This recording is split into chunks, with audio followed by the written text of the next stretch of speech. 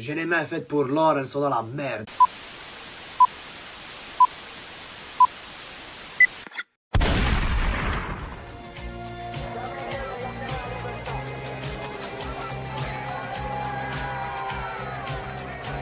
Bonjour les amis, Captain Vintage, en espérant que tout se passe bien pour vous. La vidéo d'aujourd'hui sera consacrée à un film cultissime de la pop culture, à savoir Scarface de Brian De Palma. À la fin de cette vidéo, je reviendrai avec un petit unboxing d'une figurine représentative du personnage principal du film, Tony Montana. Cette figurine fait 44 cm, elle fait partie de la gamme NECA, elle est tout juste splendide, magnifique, les gars.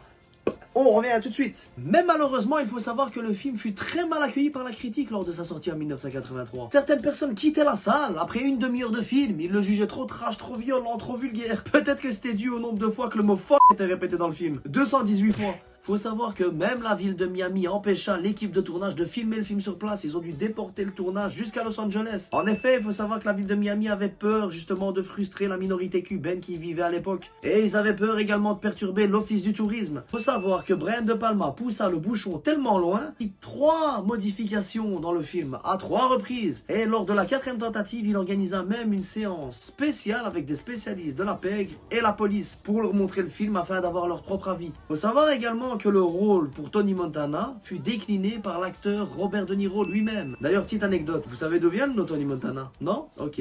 C'est Oliver Stone qui a voulu rendre hommage à son joueur de baseball favori Joe Montana, qui eut l'idée de l'appeler Tony Montana, tout simple. En effet, il faut savoir que cela faisait déjà un petit moment que je voulais réaliser une vidéo sur ce film. Je trouve vraiment ce film sublime, intemporel. L'interprétation d'Al Pacino y est quasi sensationnelle. La mise en place du script par Brian De Palma est quasi parfaite. Et il ne faut pas oublier que ce film délivre avant toute chose 2 messages, tantôt politiques, tantôt critiques. Du point de vue politique, il y a vraiment cette arrivée massive, cet exode cubain vers la côte est des États-Unis des années 80. D'ailleurs, pour la petite info, il faut savoir que le prologue utilisé par le réalisateur durant le film sont de vraies images. Et le point de vue critique, c'est cette ascension sociale de ce personnage qui n'est autre que Tony Montana, qui est prêt à vivre le rêve américain par tous les moyens, en passant par le crime, par le trafic de drogue, vraiment.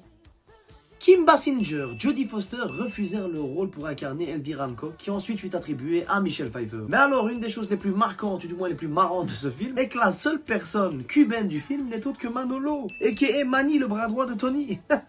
Alors, je tiens également à rappeler que dans le film, il y a d'énormes petits clins d'œil au Scarface datant des années 30. À un moment donné, il y a une petite scène où Tony est en train de regarder par la fenêtre et il voit un ballon dirigeable qui est en train de passer. Il est écrit dessus « The world is yours ». On retrouve la même phrase, la même scène dans le film datant des années 30.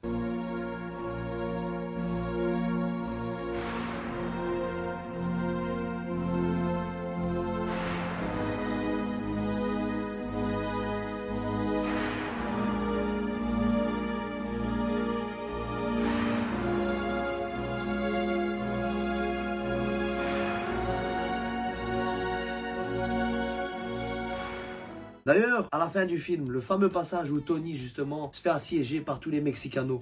Les gars, cette scène-là, c'est Steven Spielberg lui-même qui est venu la tourner. Il passait dans les environs et il a proposé à Brian De Palma de se retrouver derrière la caméra. D'ailleurs, cette fameuse scène coûta 2 semaines de repos à Al Pacino. Vous voyez quand vous le voyez en train de crier « Say hello to my little friends !» Ben le gars, il s'est vraiment brûlé les mains avec le canon de son fusil. Ça lui a coûté 2 semaines au plus marre. Il faut savoir qu'en 2003, pour fêter les 20 ans du film, un remaster est sorti. Toute la communauté hip-hop a décidé de contacter Brian De Palma à l'époque pour savoir s'il aurait été possible de changer la fameuse soundtrack de Giorgio Moroder des années 80. Celui-ci refusa catégoriquement. Et personnellement, je vois pas où aurait été la plus-value de rajouter du Lil Wayne ou du Kanye West dans ce type de film.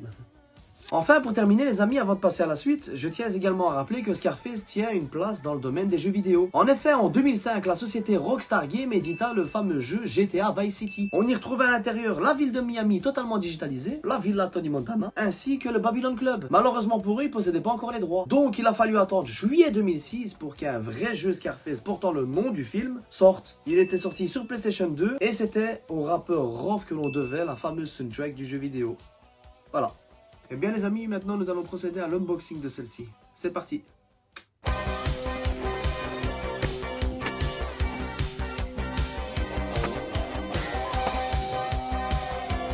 Terrible.